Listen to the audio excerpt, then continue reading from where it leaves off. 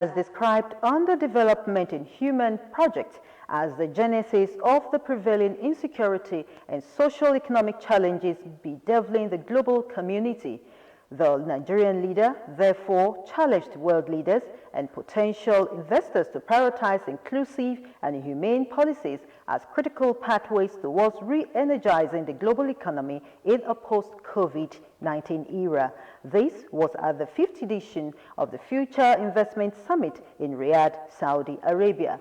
Given Nigeria perspective to invest in the humanity, President Muhammadu Buhari was emphatic that humane approach to investment is the surest way towards addressing global challenges, especially in a COVID-19 era. He commended the organizers of the Future Investment Summit for the foresight to look at investment not only from the world creation point of view, but also bringing prosperity to humanity.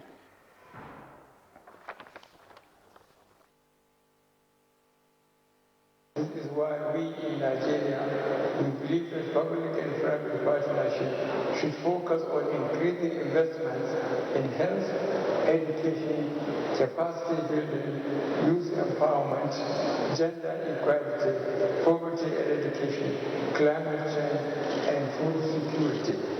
We are quick to realize that long-term peace and stability of our country is dependent on having inclusive and humane policies. The President is, however, reminding participants that without relieving debt-torn countries from the crushing effect of the debt burden, the objectives of getting the deserved investment in humanity cannot be realized. These nations, he said, increasingly allocate substantial resources towards external debt servicing and repayment at the expense of services that contribute to the overall well-being of their population. Largest economy and most populous nation.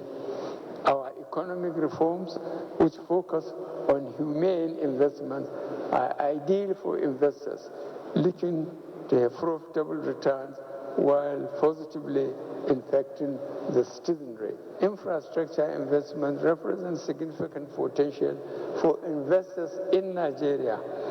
We have opportunities in seaports, rail, toll roads, real estate, renewable energy, and many others. We have created several institutions that are available to co-invest with you in Nigeria. Buhari used the opportunity to showcase Nigeria and her enormous potentials in critical economic sector, especially in agriculture, mining, and ICT. Towards a sustainable economy in our various countries, let us not forget the negative impact of climate change on our efforts to achieve this goal. Nigeria and many other countries in Africa are already facing the challenges posed by climate change. I hope and pray that this forum will rise to the challenge in the interest of durable peace and sustainable development. President Muhammadu Buhari, apart from humane approach to investment, the global community must also sustain efforts at combating the COVID-19 pandemic, mitigating its negative social-economic impact to the society, basic resilience, as well as achieving recovery. Ogun State government is working round the clock to beat an imminent deadlier fourth wave of COVID-19 and future pandemics with the vaccination of no fewer than 2 million residents before the festive period. Dr. Tomi Koka, the State Commissioner for Health, dropped the hint while speaking with our reporter Gbenga Dikoya in Abeokuta. She said, come Monday, November 1st, 2021, the state will begin massive vaccination of residents at various designated vaccination centers.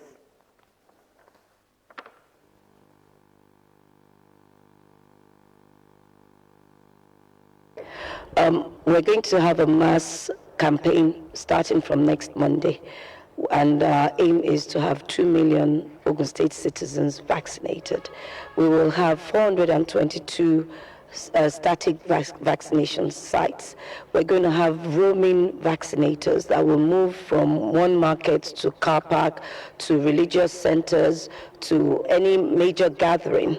We're going to involve our religious centers, mosques, churches, the large mosques and churches, because Ogun State is known for those mega churches. We're also going to have our private sector involved. There will be 22 private hospitals, one per LGA, and with E4 and Abeokuta, there will be 2 extra private facilities that will be able to give this. Dr. Coker observed that there is always a surge in cases of COVID-19 after festive periods, hence the need for massive preparedness to curb the adverse effect. We want everyone that has not been vaccinated, that is above the age of 18, to come forward and get vaccinated during this period. We have a 10-week mass campaign period, and you don't have to pay. The only areas, if you choose to go to the private sector, they will charge you a token fee just for the consumables. But there are multiple government facilities where vaccination is still going on free, which is the tertiary, the secondary, all our primary healthcare centers, markets, as I mentioned earlier on, motor parks. So we look forward to a mass turnout. You would ask me, why do we want this? This is to ensure that come Christmas, we don't end up with the 4th wave. Joined all and sundry to go out en masse and seize the opportunity to get themselves vaccinated. Poised to enhance land administration and seamless land service in Ogun State, the state government will on Wednesday launch an online portal, Ogun State Land Administration and Revenue Management System, OLAMS. According to a statement signed by the Commissioner for Finance and the Chief Economic Advisor, Abeokuta, the portal scheduled to be launched at Ogun Tech Hub, situated along Kobakwe Road, Abeokuta, will create an opportunity for residents of the state and the general public to conduct land services matters through a single simple online portal. Okubadijo further explained that OLAMS will create a digitized, automated, and accessible platform that will provide quality, speed, and integrity for all land-related products and services in Ogun State. From the 27th of October 2021, buying land directly from the government will be stress-free and transparent without encumbrances, as everything can now be processed online through www.olams.ogunstate.gov.ng. The schemes available for sale on the OLAMS website from 27th October 2021 include Hillcrest Estate, Abeokuta, and the President Muhammadu Buhari Estate along Kobakwe Road, Abeokuta. Other schemes in other areas of the state will be added onto OLAMS in the nearest future for residential, commercial, and industrial land acquisition, the Commissioner stated. He also noted that the portal will also offer the public who have encroached on the state government's land in different parts of the state an opportunity to get title documents for such land via the state government's property registration program, PRP, an amnesty program available for only a defined period. PRP is being offered in phases, starting with areas such as Ikiriku, Olokuta, Ijeolukosi, Ladirin, Abuleoko, Agunriti in Abeokuta South, and Obafemi Owode local government area, Asheshe, Mowe, Orimerumu, Makugi, Shefiu Shote, Olowotedu, Magboro, Akeron, Ibafo in Obafemi Owode and Ifo local government areas, Ayetoru, Lukosi, Seidu, Ogijo, Ilara, Agutoye villages, Shimawa, Emagbon, Konigbagbe, in Shagamu local government area and Ilaro Township in Yewa South local government area, Okubadijo added. He, however, disclosed that OLAMs will cater for CO4 applications made by property home owners in Ogun State who applied through the homeowners charter scheme of the various administration, while assuring that the title documents will be provided to all applicants who made full payment to the state government but are yet to receive the title documents. For more information, members of the public can contact the OLAMS unit via website olams.ogunstate.gov.ng or email olams@ogunstate.gov.ng and telephone number 0700 111 9999. Okubadijo submitted.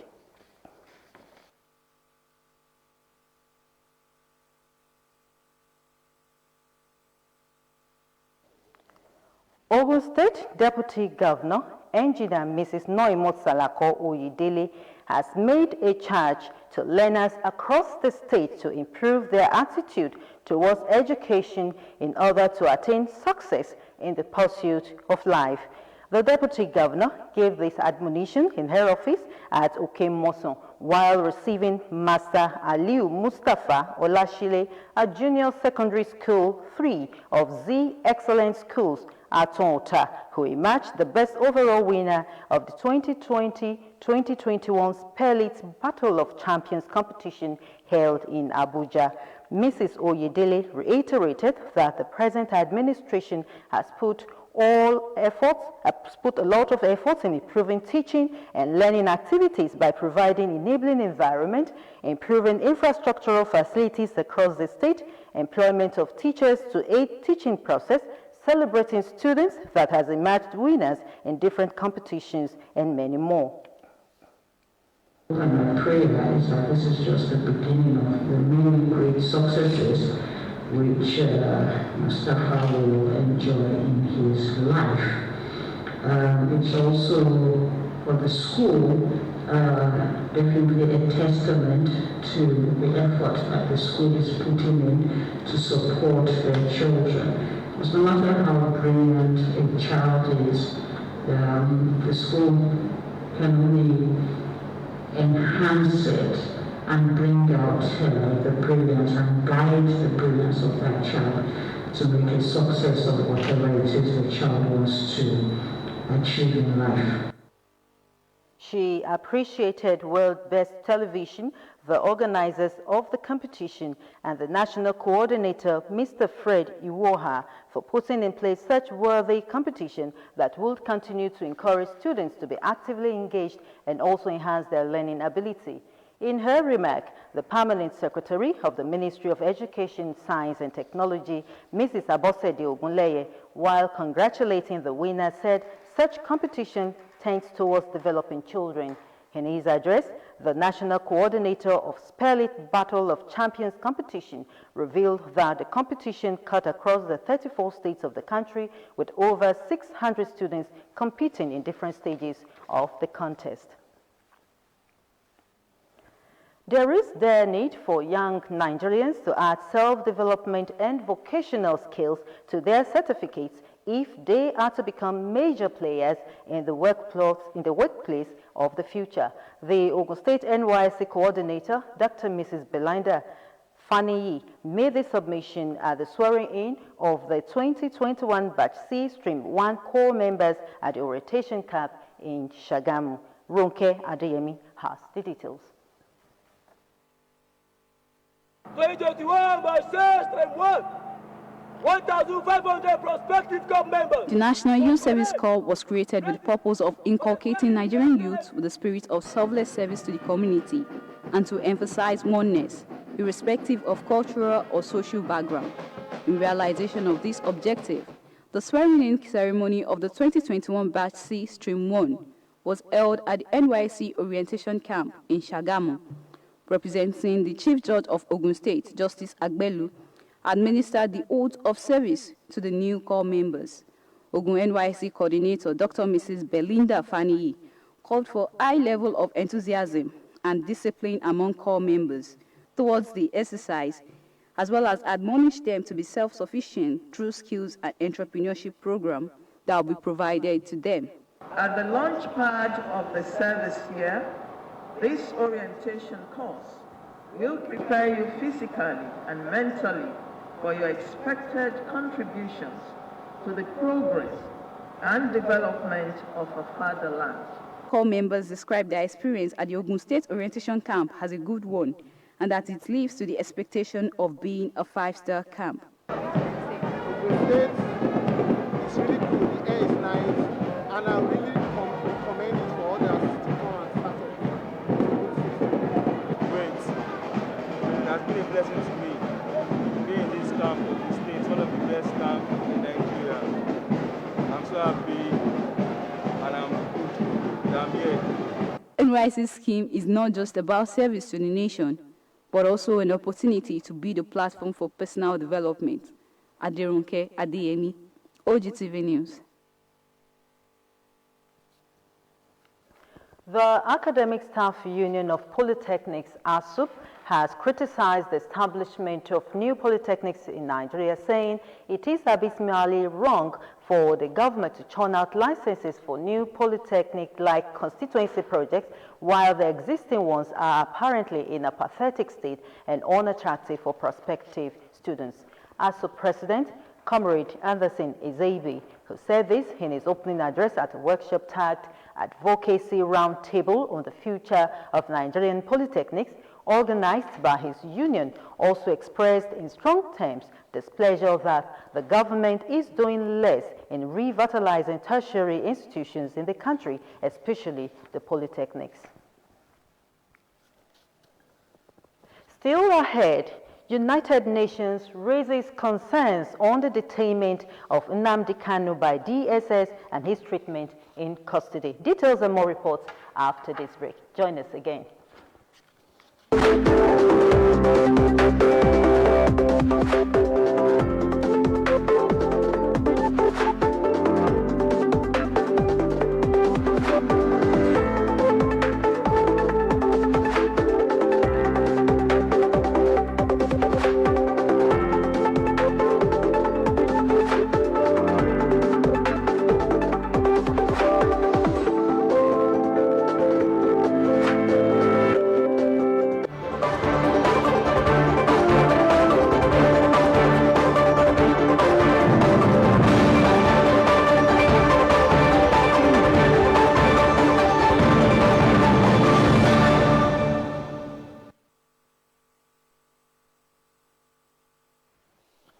In recent times in Nigeria, there have been reports of jailbreaks in different parts of the country, with the latest being the one that happened at the Oyo Medium Security Custodial Center.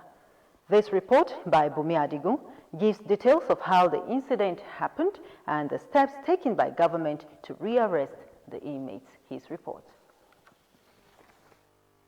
Another jailbreak, this time in Oyo State, Southwest Nigeria. This latest attack of Oyo Medium Security Custodial Center, Abolongo, Oyo State, made it 13 jailbreaks across the country in 5 years.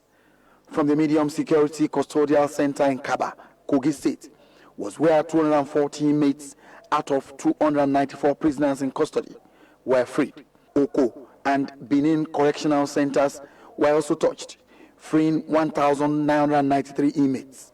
Next was NCOS Center in the Okitipupa local government area of Ondo State, where 58 inmates were freed, while hoodlums broke into a correctional facility in Imo State with explosives and freed about 1,844 inmates. Heavily armed invaders again engaged and overpowered the officers at Oyo Medium Security Custodial Center, Abolongo, Oyo State, on duty, blew up the walls with dynamite and gained entrance into the custodial center, where they released the inmates. 575 inmates were released, 262 recaptured, and the manhunt is still on. In this custodial center, we don't have any high-profile inmate. The only person we have is that person who has a case with EFCC. And for your information, he's still with us here. He didn't go to anywhere. They've gone searching for inmates, and in the last 2-3 hours, they've recaptured more than close to 300 inmates. Minister of Interior, Rauf Aregbesola, on Sunday paid an unscheduled visit to the scene of the incident. So just that any such attack could happen or be possible, given the security measures we have put in place and the nature of fear. Let me assure Nigerians of their safety of lives and property. Our custodial facilities are safe, and we are putting extra safety measures in place in light of the observed pattern of the external attacks we have seen to prevent any such occurrence in the future. Governor of Oyo State, Seyi Makinde, also made a broadcast to allay the fears of the people of the state and assured that perpetrators will be brought to book. I'm therefore using this opportunity also to put the citizens on alert. There's no better time to repeat the call to action. If you see something, please say something. When people cannot get justice from the court systems, when it is discovered that they are always in prison for a longer period of time and justice is delayed, they will begin to find ways with which they will get freedom. So most of the times what you find out is the judicial system, how it delays people before their trials get to the final stage. And apart from that, the level of insecurity can lead to the issue of jailbreak. Shortage of armed squad, weapons, poor security architecture in prisons, among others, were said to be major cause of the many jailbreaks. Bumi Adigun, Ogtv News. We are now joined by a legal practitioner, Patrick Iwo, to talk more on the recent jailbreaks in the country. You are welcome to Ogtv News. Thank you very much. Between 2020 and this year, the nation has recorded 13 jailbreaks. What do you think is fundamentally wrong? Security issue. Is that simple? All? Yes. So how do you mean? I'll tell you. You see, the issue of jailbreak, if you look at the modus operandi, look at the recent one in Oyo, look at the one in Edo, look at the one in, Ondo, look at the one in Owerri, discover that there's one pattern: gunmen coming to attack. Whether we want to know the gunmen or we want to see unknown gunmen, that's just a pattern. And you look at it, it boils down to one thing: security. So is there a link between these incidents and slow dispensation of justice in the country? I do not think so, unless I want to deceive myself. It's not. Because if it had to do with the issue of, it would have been a sort of an internal revolt within the prisoners. But we are talking of external gunmen. It's as if there's maybe in all these prisons, either the masterminds want to get at the government for whatever reason, or there is a high-profile inmate they want to set free. That's what I think. So do you now think that the nation's correctional centers are well equipped and secured? Tell me which part of the country is equipped and secured. The correctional center is part of the Nigerian society. The truth is, the Nigerian society is in decay, and the correctional center is part of it. Unfortunately, the correctional center that plays a pivotal role in the administration of criminal justice system is being left to decay. I remember vividly after Chief Obasanjo came out of there, became head of state, he did a lot of things to alleviate the sufferings of inmates, improving their welfare. How? Yes, in terms of food? In terms of food. Okay. Even though, yes, we know at the end of the day, a good number of those rations ends up in the stomach of the wardens, but then there was an improvement. If you go there to visit any prisoner, you will hardly believe this fellow is a prisoner. And they were also engaged in vocational skills. Oh, definitely. I can say that. So then do you now think that these correctional officers are adequately trained for this job? They are not. That's just the truth. So what do we do? Well, the truth is, most of us in Nigeria these days, we just do the jobs we do, okay, just to fulfill all righteousness, get paid, and everybody go home, and we are all happy. And the correctional center is part of it. Now the issue is, until we sit down and look at the whole security apparatus of this country, those jailbreaks will continue. So what do you think can be done in order to forestall a reoccurrence? First and foremost, the government should have to search their own conscience and ask themselves, do they actually want to keep the security of this country intact? They have to answer that question. Until that is done, nothing. And I tell you, nothing.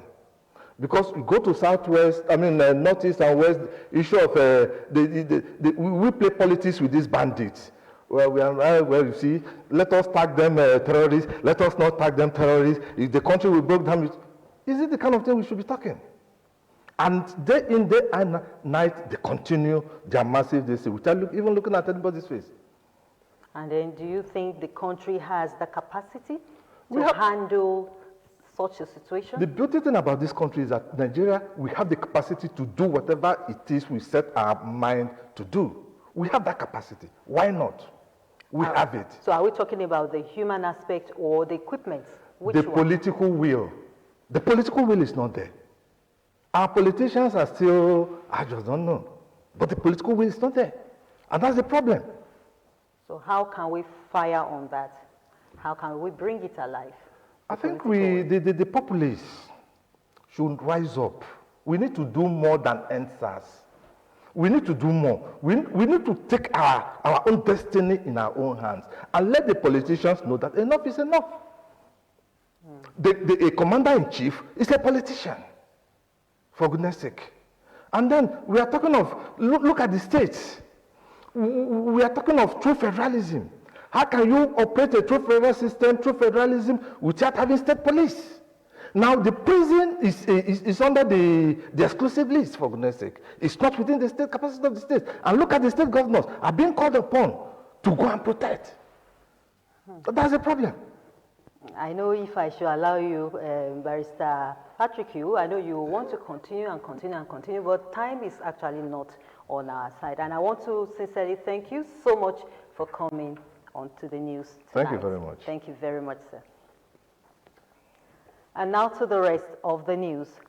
The United Nations has raised concerns on the detainment of Nnamdi Kanu by the Department of State Services and his treatment in their custody.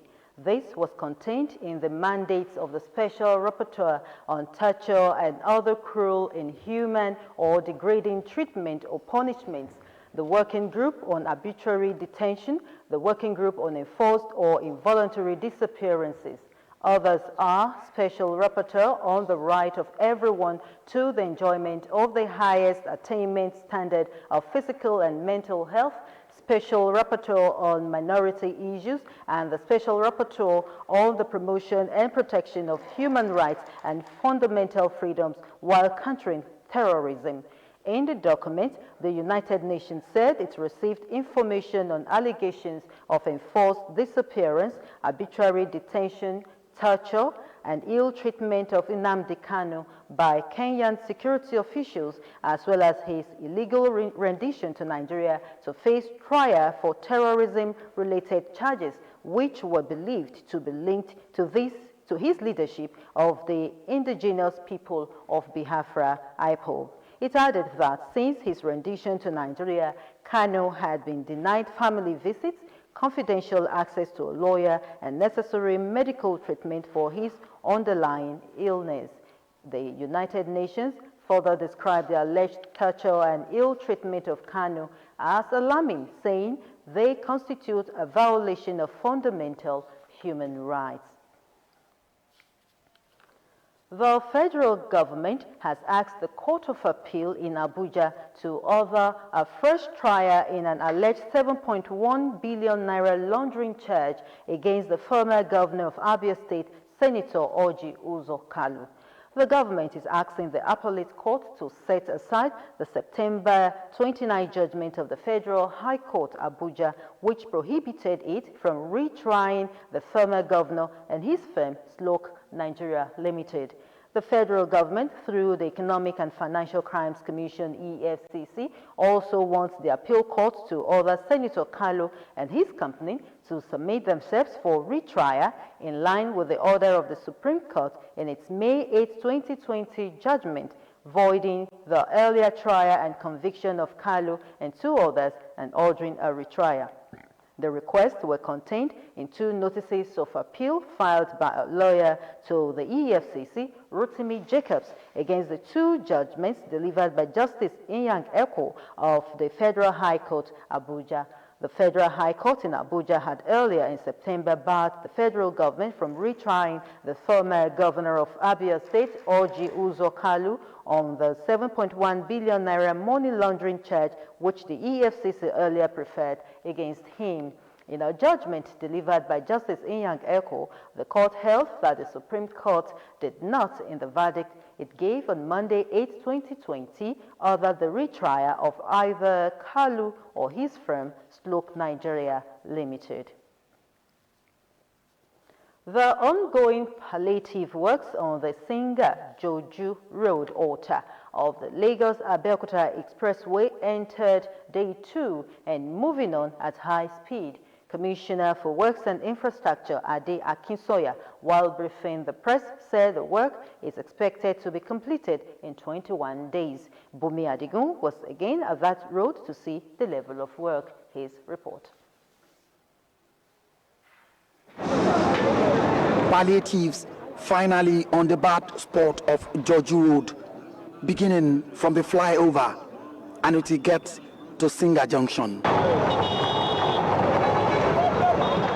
One side of the road cordoned off and the pressure on the other side doubled for outward Lagos-bound movements, causing vehicles to move at snail speed.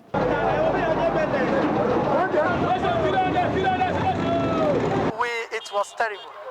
Anyway, the road was terrible. And in fact, while I interact with some of the industrialists, they made us to realize that because of the bad road, they cannot meet up with the demand for industrial density. Their lead time, their lag time is so wide now. To bring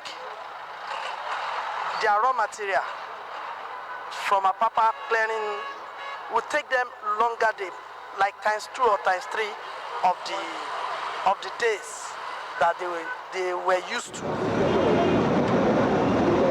This is a federal government road, but since the wait is unending, Prince Dakwa Abiodun moved all machinery in motion to salvage this road against total collapse. We thank God for what is going on today. But what I see saying is that the government should put more effort. If it is to do with tiling, it's better than to put the hardcore because it will still damage again. So we are pleading to the government to tile it so that the masses can see the good work they are doing.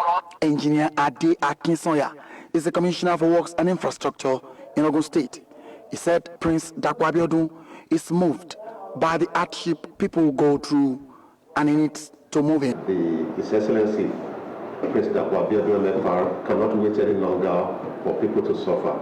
So the state has taken on the mantle that we need to do something in that area quickly, at least provide some succor. Pending the time, Badger will accelerate work in that area. So that's kind of the quick summary of what is going on right now. So what is the work that is ongoing? Because we saw that. Well, I think what basically is this. First thing is to stabilize the bad area with boulders, then upcore. Then once you do that, because the rain is still raining, it looked like it rained there yesterday. So you still have water issue to deal with. So the first thing they did before the work started was to drain or pump all the standing water. A visit to the road on the second day saw contractors on site who again assured that the work will give a sigh of relief. But as soon as we are done here, we'll bring back traffic here, then we'll move to the other side. How long do you think this will work? Well, in a matter of days, say I wouldn't specify, but just in a matter of days, few days, I'll show you. Chairman of Abeokuta local government, on behalf of the people of the local government, appreciated the governor for the palliatives.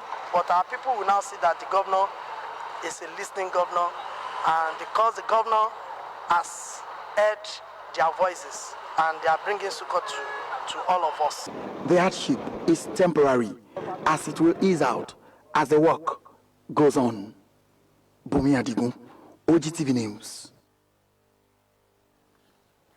The five-man Ogun State All Progressives Congress Appeal Committee has disclosed that it is yet to receive petition from any aggrieved member, and if any, transparency, equity, and fairness will be used to approach the process in accordance with the party guidelines. The chairman of the appeal committee, Honorable Patrick Obaheagbon, stated this while addressing the press on the latest development as regards petition of aggrieved members towards the state congress.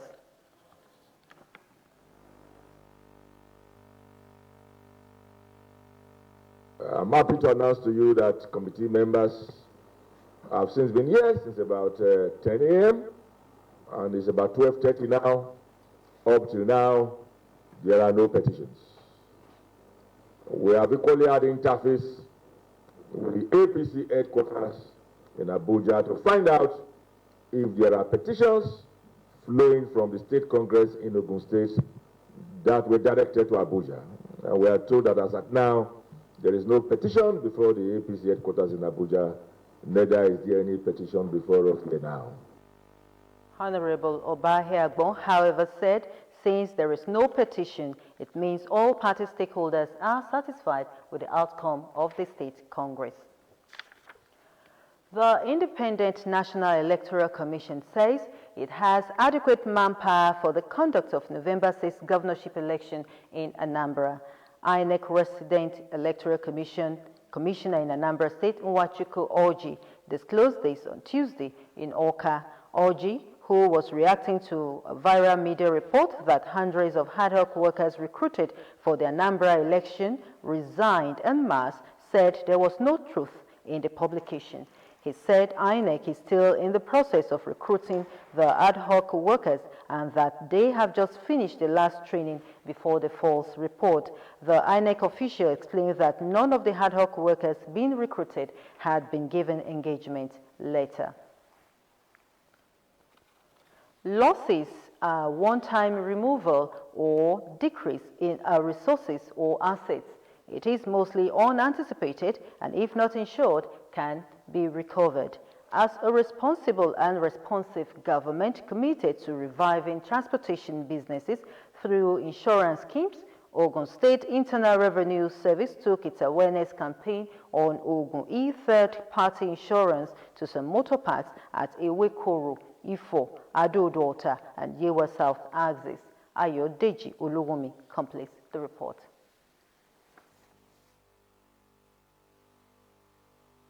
Insurance is a contract represented by policy in which an individual or entity receives financial protection or reimbursement against losses from an insurance company. To this end, plans are in the pipeline by the Ogun State government to officially launch Ogun E-third-party insurance.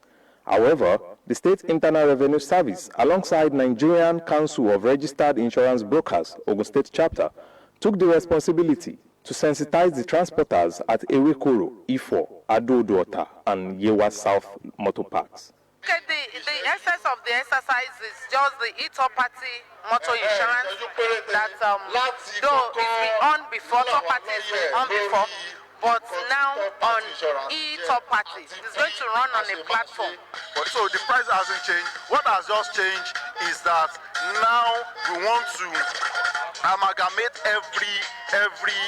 all the insurance companies in Ogun State amalgamated themselves to be giving us a much more comfortable and reliable third-party insurance.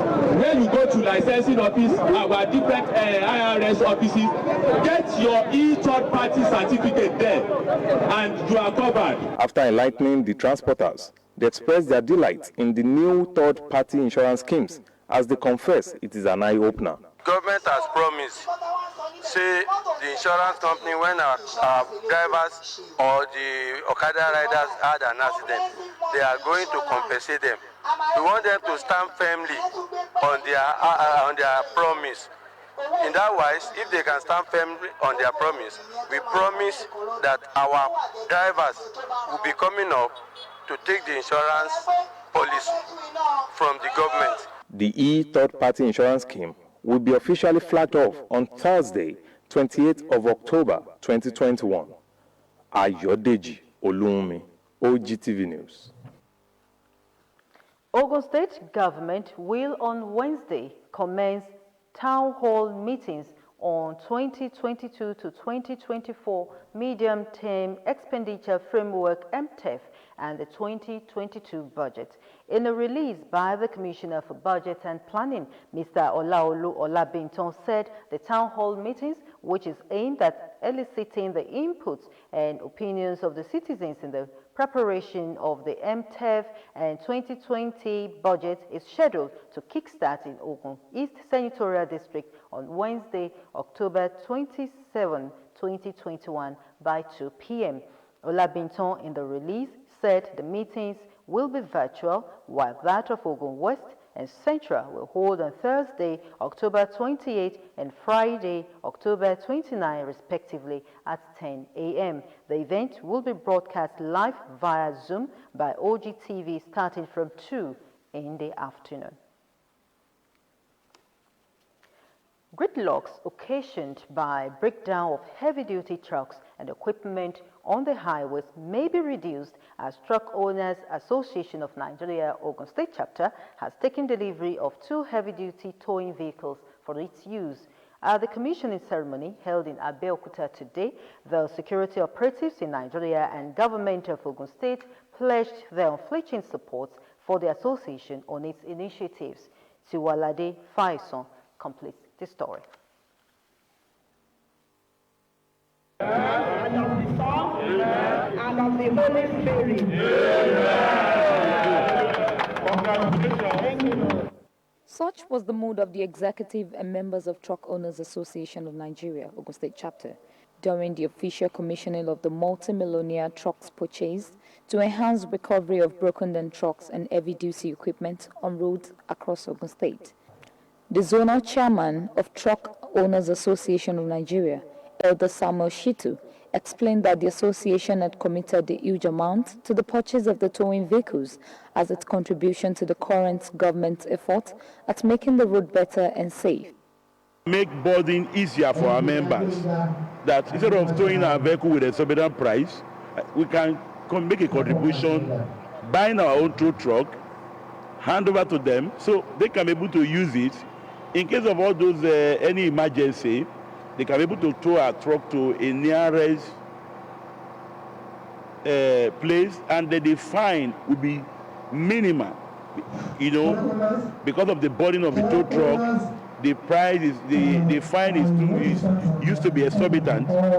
The Commissioner of Police, Ogun State Command, Mr. Sikiru Lanre Bankole, who was represented by Assistant Commissioner of Police, Udak Otuita, challenged the association to justify its investment on the towing vehicles by placing high premium on the security of the citizens of Nigeria.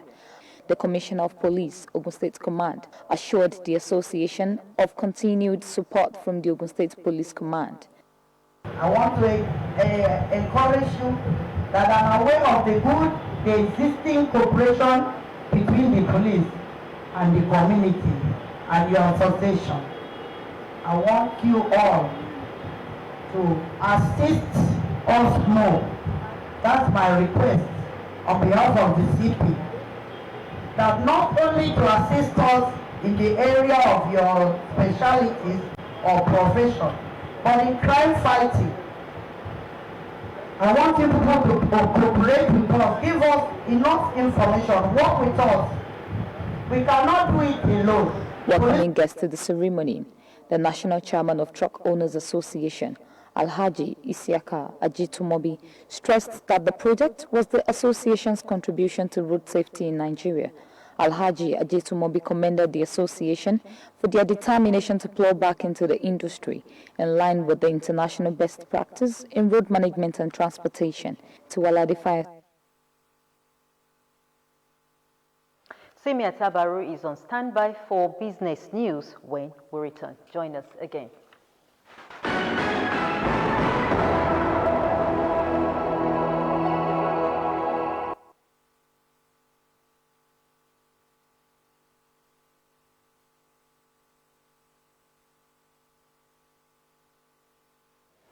Yes, you're welcome to the business segment of the news. The World Bank has decried the continued spending by the Nigerian government on petrol subsidy, which it said is on track to gobble up 2.9 trillion naira this year. Its country director for Nigeria, who spoke at the panel session during the 27th National Economic Summit, said the country could channel the money being spent on subsidy to primary health care, basic education and rural roads. Also speaking at the session, the Finance Minister, Budget and National Planning, Zainab Ahmed, said the federal government had made provision for petrol subsidy till the end of June next year. Meanwhile, President Muhammadu Buhari on Tuesday in Riyadh said Saudi Arabia said initiatives to drive the digital economy and fight corruption in the country should give investors a lot of comfort. Among the initiatives mentioned by the president are e-Naira, Treasury single account, bank verification number, and national identity number. Speaking at the 5th edition of Future Investment Initiative Summit holding in Riyadh, Saudi Arabia, Buhari said his administration will keep encouraging public and private initiatives that increase investment in health, education, capacity building, youth empowerment, gender equality, poverty eradication, climate change, and food security. And lastly, the Senate Committee on Science and Technology has rejected the 2022 budget proposal of the National Board for Technology Incubation. The chairman of the committee, Senator Uche Ekewunife, stated this on Tuesday when the management of the board, led by its acting Director General Taiwo Shomefon, appeared before a panel to defend its 2022 budget. Ekewunife said the panel hinged its decision on the merger of the HISO separate budget at the over 40 incubation centers across the country with that of the agency's headquarters at the next year's fiscal estimate. She therefore demanded the immediate restoration of the semi-financial autonomy granted to the centers over the years in the interest of the nation's economy and that of the gifted Nigerian youth. Ekewunife also called on the Finance Minister Zainab Ahmed to act on the letter of protest from the Ministry of Science and Technology on the matter and revert to the previous arrangement. And that's all on business segment. Back to Iyabo for the segment of the news.